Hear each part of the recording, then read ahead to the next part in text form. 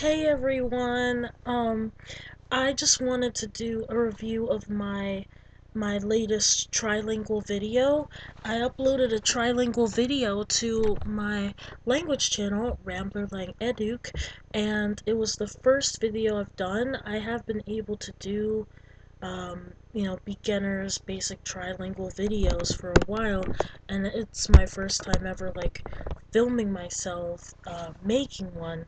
I did originally start this video on my phone, but it cut out. I ran out of space. Too many pictures. Too many selfies. But anyway, I just want to talk about, the difference between a linguist and a polyglot, and some of the misunderstandings I run into when I'm talking to people about my language acquisition. So a linguist is someone who studies the structures of language, the science behind language. What muscles are you using to make the sounds that are coming out of your mouth? What are the grammar structures of the language you have? The science of it. And a linguist can be monolingual. A linguist can speak English only, but know about different languages, not necessarily speak them or know the vocabulary for them. A polyglot is someone who is multilingual. Now, I don't know how many languages you have to know to be a polyglot. I think it's four, because monolingual is one, bilingual is two, which I am bilingual. That's what I am. I speak English and Spanish fluently. Trilingual is three. Now, when I tell people that I teach a Chinese class, they automatically assume you must be fluent in Chinese. I'm not fluent in Mandarin Chinese.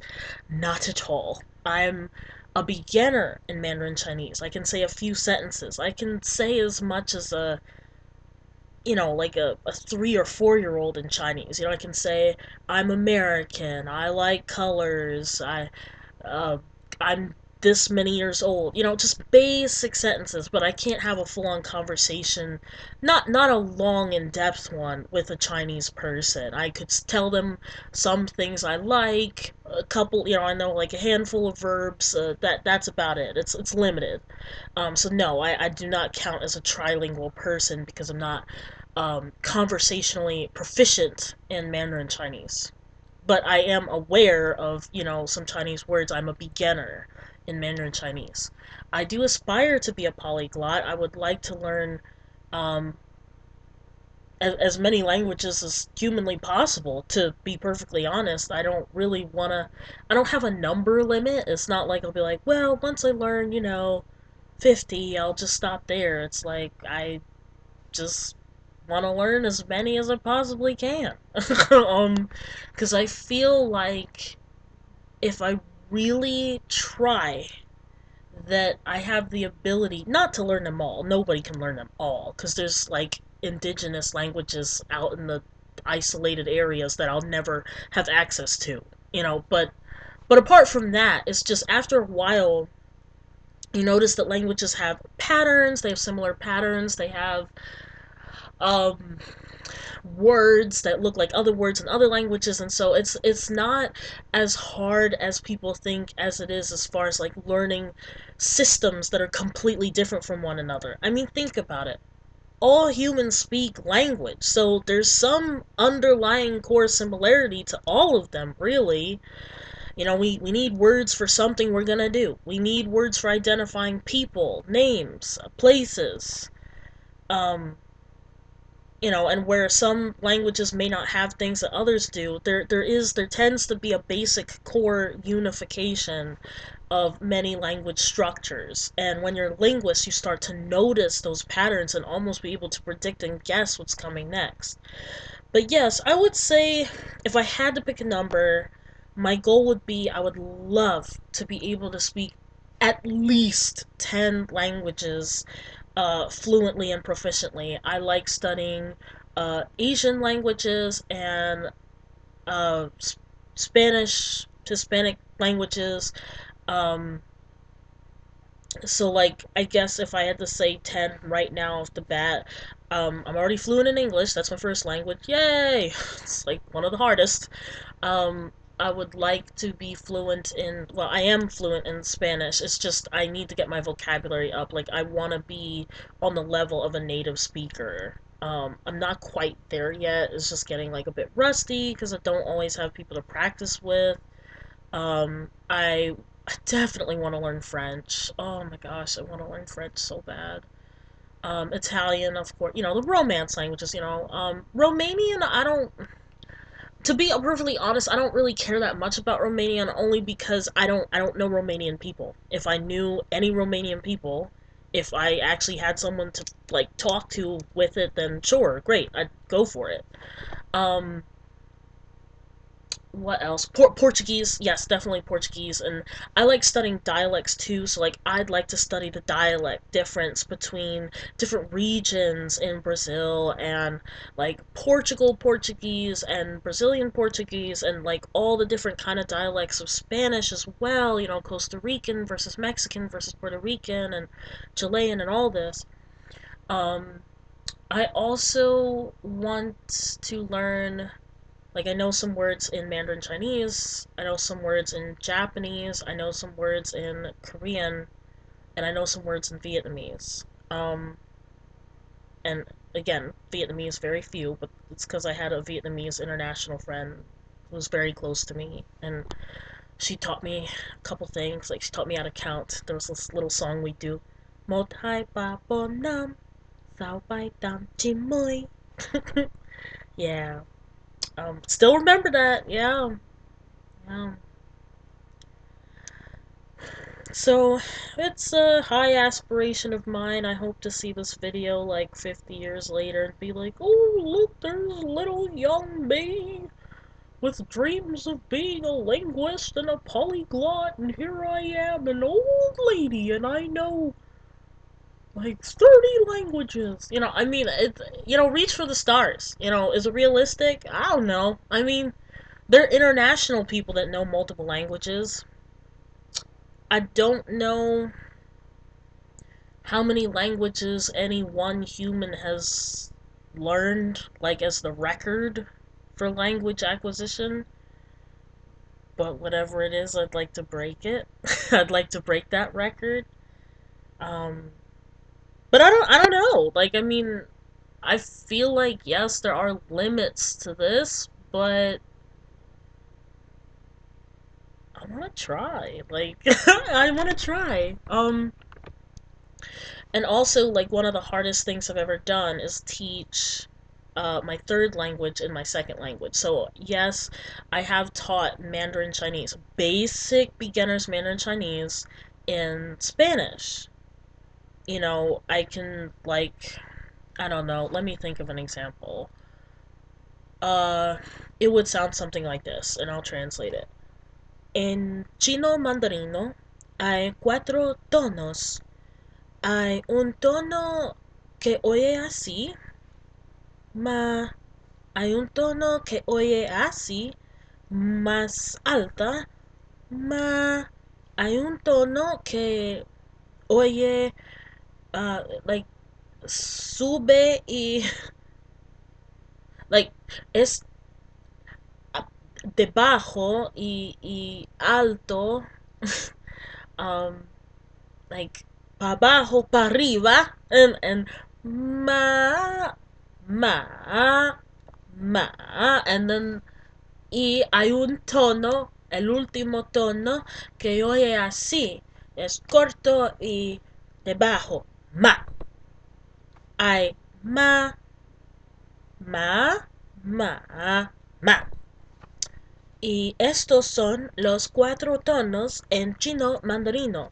So what I basically said was there are four tones in Mandarin Chinese, and one is a flat tone and sounds just flat. One goes upwards, one goes down, then up, and one goes down and is quick and fast.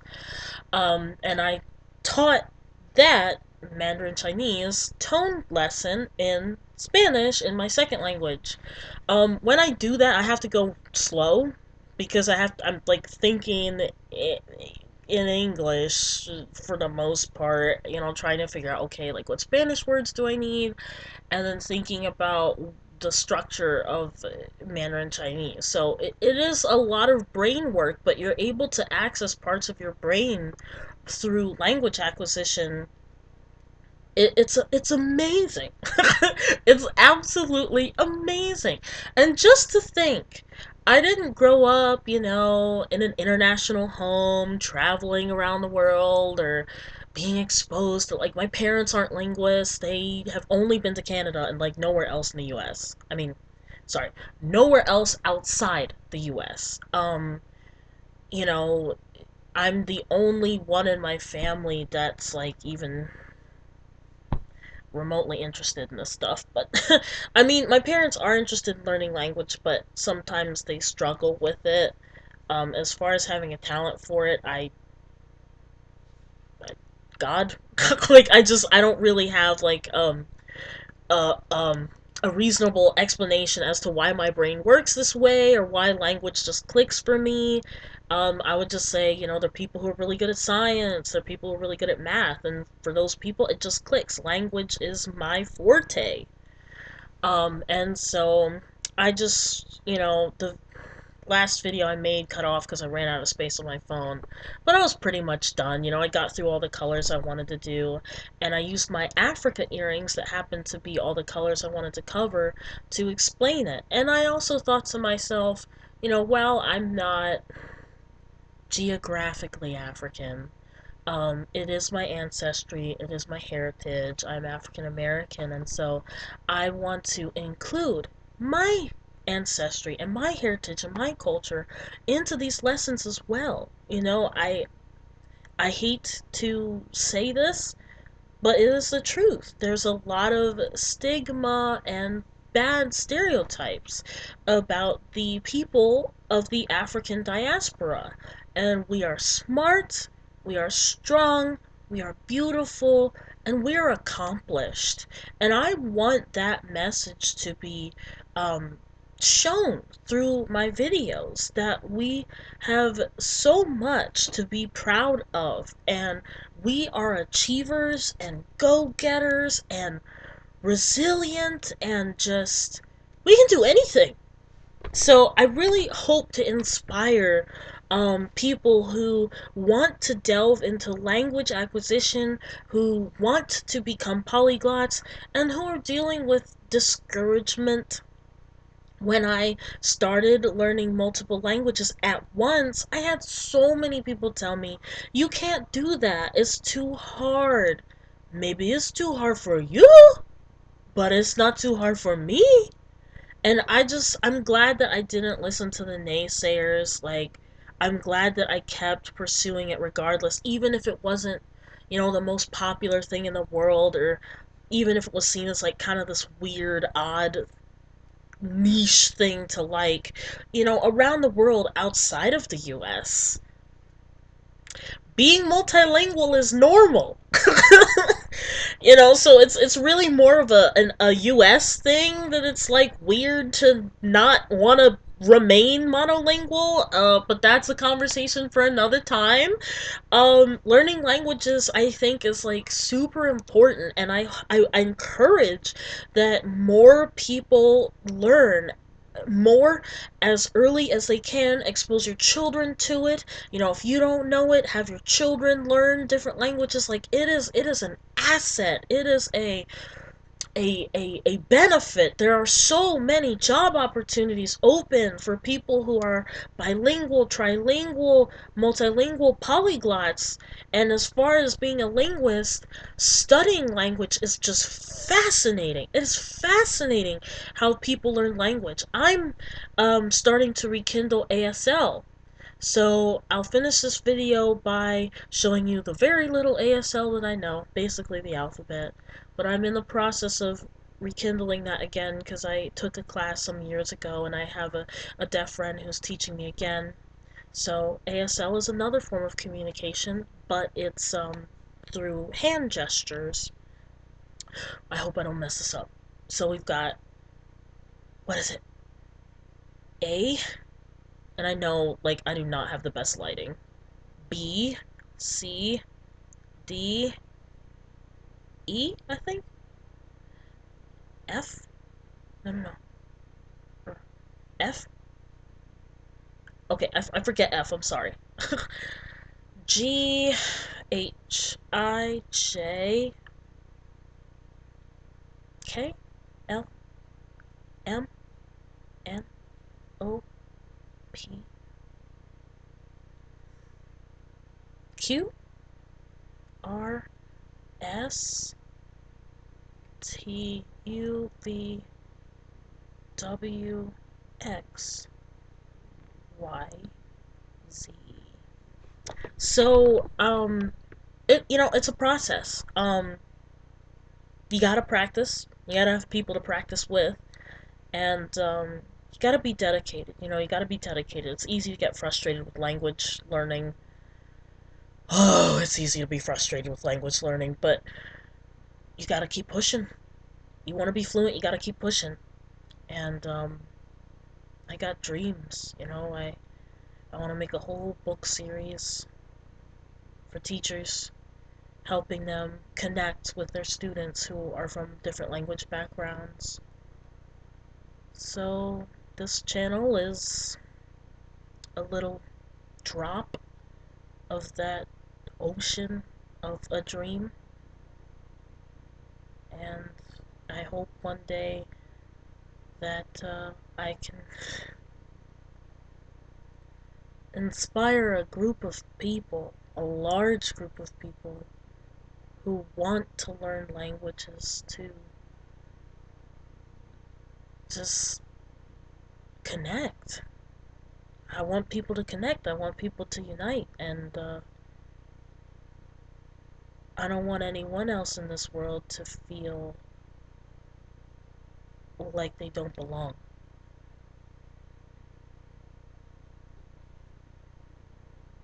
So that's my dream.